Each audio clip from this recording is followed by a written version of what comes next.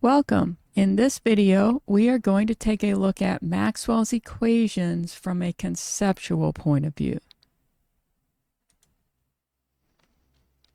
James Clerk Maxwell was a Scottish physicist. He was born in 1831 and died in 1879. He formulated electromagnetic theory with his four equations. The equations have two mathematical forms, integral and differential. We will talk about them conceptually. The first equation is Gauss's law of electricity.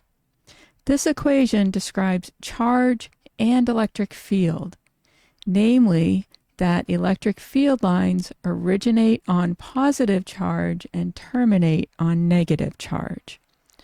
We note that electric field depends on the permittivity of free space, which is a constant.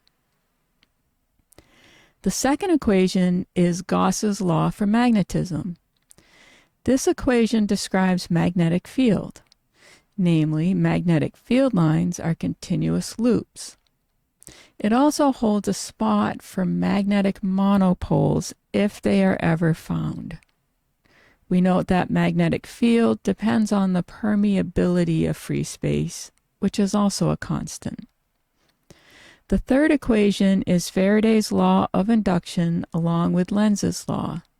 This equation describes the effect of a changing magnetic field.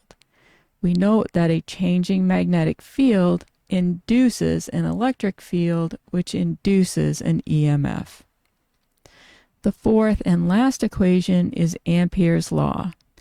This equation describes the effect of a changing electric field. We note that magnetic fields are generated by moving charges or by changing electric fields. These four equations are complete and symmetric. We have the following. First, electric force and magnetic force are unified as electromagnetic force.